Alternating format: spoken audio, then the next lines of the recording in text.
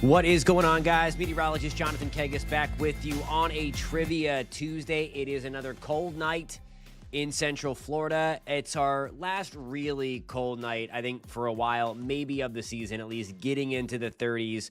Some of us flirting with the 20s again. So we are going to work our way out of the chill. Tomorrow's kind of the transition day back to warmer days ahead. That's really going to be Thursday, Friday into Saturday. So in the live stream tonight, in the show tonight, we are going to talk about, obviously, the chill tonight, frosty night for most of us, freeze for some of us.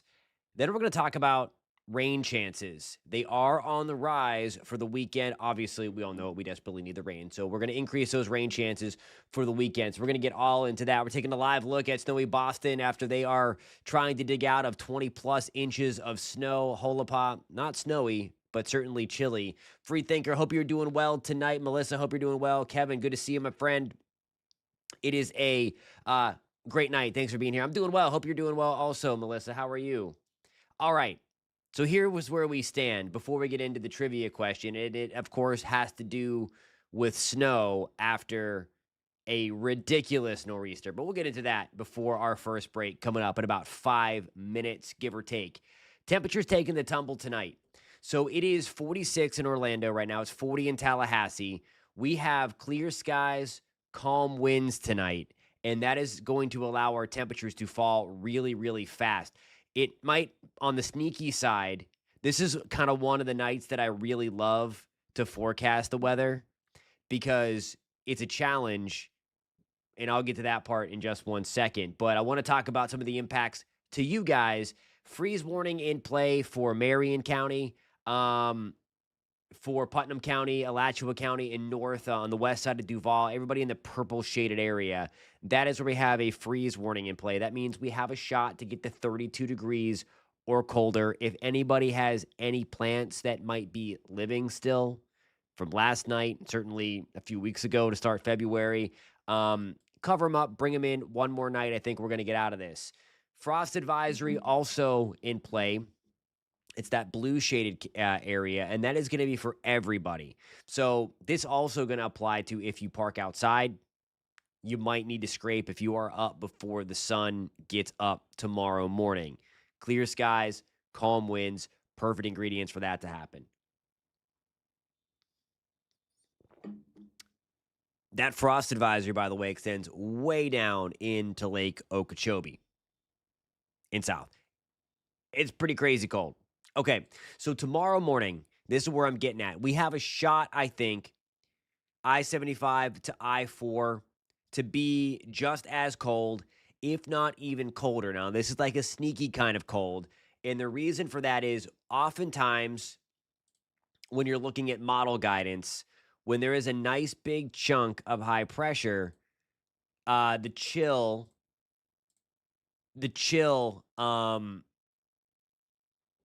happens a lot faster than the models predict. So you're talking like upper 30s. I always like to shave off a couple of degrees there, and that'll put us potentially in the mid 30s. So again, not a sneaky cold morning, but I think tomorrow morning has a chance to be colder than this morning because of that chunk of high pressure that's spinning out over the Gulf right now. That is going to slide right on through and then back into Central Florida. I actually think, let me just re-up that. Yeah, that's what I was going to say. That high pressure didn't look right. The graphic didn't update. I was going to say the high pressure should be on top of us. And there it is. That is the correct surface map now. And this area of high pressure, again, is allowing our winds to stay calm, our skies to be clear. And that is the reason why we're going to be so cold tonight. Again, it's a double-edged sword. We may be colder tomorrow, or at least just as cold, but it might not feel as bad because the wind won't be as breezy. So it's kind of, again, that double-edged sword going forward. All right, so the next thing I want to talk about here is going to be the rain chances. Obviously, we desperately need the rain. A lot of you guys don't like the cold either. I think both are the cold is going to go away, and then we're going to be talking about the warm-up coming back to Central Florida as well as we get into Thursday, Friday, and beyond. So there's the clouds and rain forecast at 6 o'clock in the morning on Friday. It's another cold front. This one, though, is not as strong as the last one. that we're dealing with right now. So let's put this into motion. I think Friday morning's looking good. Maybe a stray sprinkle sneaking in out ahead of the front. Dinner time on Friday, that's when I start to watch the opportunity for a few scattered downpours. And then I think first part of Saturday, that's when we may see the most widespread rain push back into Central Florida. So that's going to be 11 o'clock in the morning on Saturday with those scattered downpours around. This is going to continue, I think a few showers anyway, into early Sunday. I think most of the rain, though, shuts off later Saturday night. So obviously, if you have weekend plans, that could be an issue, but we desperately, desperately, desperately need the rain. And again, we're not going to get rid of the drought here. We saw we had 1 to 2 inches of rain just, 10 days or so ago, and that did nothing to the drought. The drought kind of laughed at its face, and it got worse. So same kind of deal. We'll take this. Obviously, we need to start somewhere. Anywhere from a half inch, maybe up to 1.5 inches of rain going to be possible. This is going to be from late Friday night into the early morning hours of Sunday for the state of Florida. So again, that is some really, really good news if that continues to hold, and it looks like it will. It's just, okay, we're going to fine tune who gets the steadiest and who gets the heaviest amount of rain in that time frame. All right, it is time for Trivia Tuesday. So this is going to be in regards to the ridiculous nor'easter that we talked about earlier in the week. You may have seen that we looked over some storm reports. So the T.F. Green Airport in Rhode Island reported a ridiculous 37.9 inches of snow from the storm. Crazy. It's more than 3 feet of snow. So I ask you, what is the highest single storm total? Not in 24 hours. This can be an extended period of time, but one single event or one single storm. What is the highest? Is it A, what we just saw, B, 93 inches, C, 189 inches, or D, 96 inches? I'll have the answer in just 3 minutes.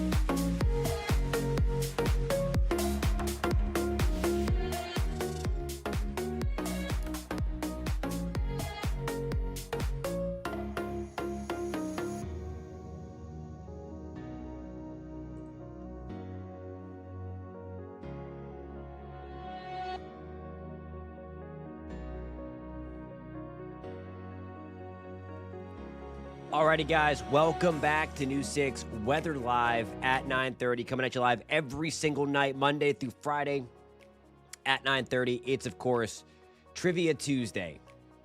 So we're going to go over that trivia question one more time, one final thought. Okay, so the TF Green Airport in Rhode Island, just this past nor'easter, just over the last couple of days, reported 37.9 inches of snow during that event. That's more than 24 hours. That is going to be through the entire weekend, 2 to 3 days snowfall total there.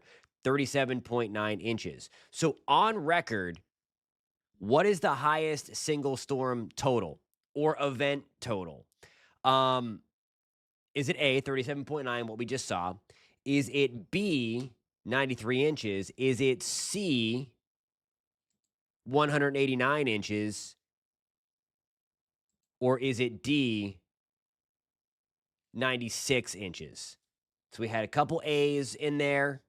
I saw one D in there. I have not seen the right answer yet.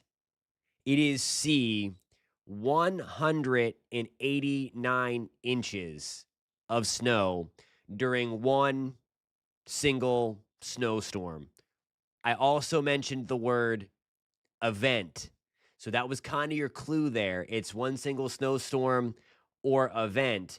This 189 inches was reported in Mount Shasta, California. It happened during the dates of February 13th to February 19th in 1959. So this was a continuous stream of snow. So it's one event, 6 days, but a continuous stream of snow dropping 189 inches of snow. That is a lot of snow, which is almost 16 feet, by the way. Had to do that calculation. That's what I was doing. Okay, and I want to talk about how this even happens. So we talk about a lot of times in the West, these atmospheric river events, and it's basically a literal ribbon of moisture that is transported about several thousand feet above your head. And what happens is that moisture that gets moved, you see, by low pressure up to the north, high pressure to the south, and it pumps in all of that Pacific moisture. Once that moisture gets lifted over the mountains, it becomes very, very intense. And it snows in the higher elevations like crazy. So you can get 3, 4, 5-inch snowfall rates because of that. Closer look at these things. And again, sometimes you see it originating from Hawaii. We call that, when we extend that moisture plume back to Hawaii, the Pineapple Express. It's the pineapple state. So that's exactly what happened. So again, a closer look here. The wind flowing over the ocean, it pushes the moisture, of course, right into the land.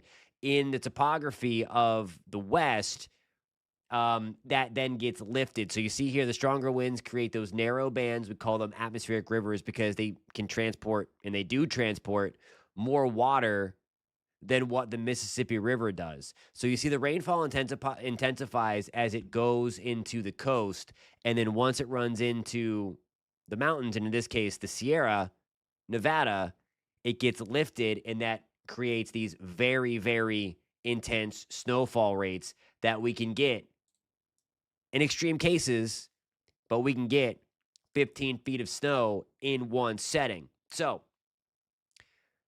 really cool stuff. That would be, I mean, I don't know what you do in a situation like that. I mean, you just literally sit there and chill for a week. And then it probably takes another week to get it cleared out. That would be wild. But really, really cool stuff. Anytime you're talking about snowfall records, think either off of a lake or off of a bay or an ocean if it's cold enough. Ocean affects snow, lake affects snow, or a mountain. That is typically where you're going to be for the snowfall records. So all that stuff. Great question here, and it depends. So I can't answer that because I'm not taking the measurements myself. We are way below normal in the areas of the extreme drought in Marion and Lake County, at least what I was looking at. It depends upon how fast it comes down. It depends upon how long the duration of the rain lasts. I would say probably, though, like 3 to 6 inches or more. Um, due to the fact last week or 2 weeks ago, um, 2 weeks ago, when we got that 1 to 2 inches of rain, we increased the drought.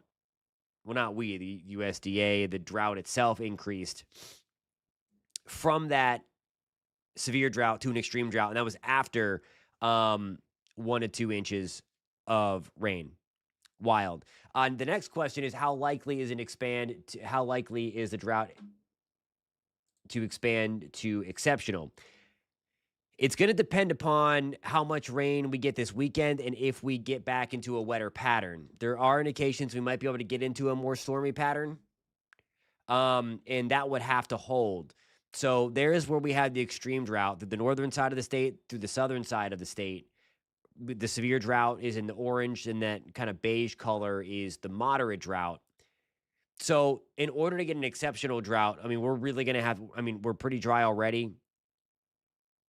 I would think we would need to keep a couple more weeks of very dry weather. And again, we do have rain in the forecast. It could be an amount that could pause the progression of this.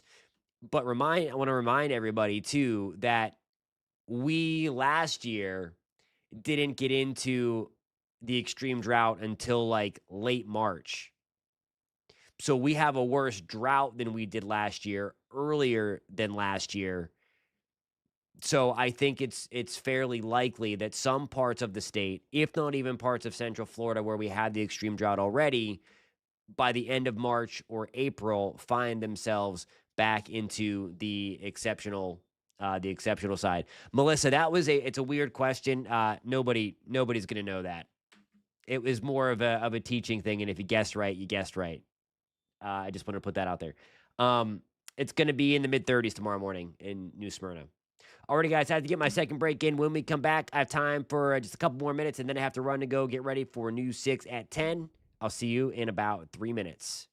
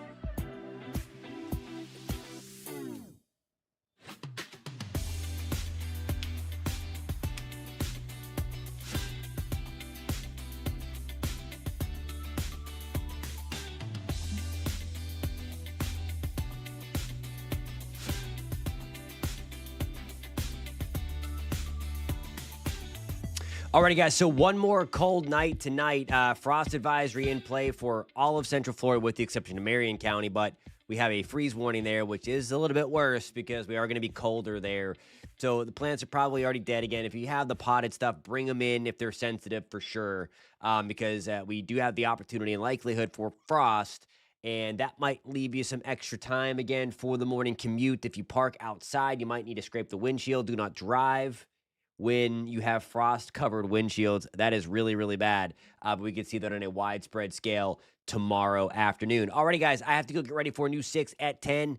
Thank you so much for being here tonight. Tomorrow, we're going to obviously talk and focus more about the rainfall that's trying to come in for late Friday night into Saturday. It is much needed. We're going to break that down in full tomorrow. Thanks for hanging out with me. Thanks for playing trivia with me tonight. I will catch you in just a couple of minutes on New 6 at 10 right here on New 6 Plus and on the New 6 YouTube channel. Thank you so much for being here again. I will see you tomorrow night.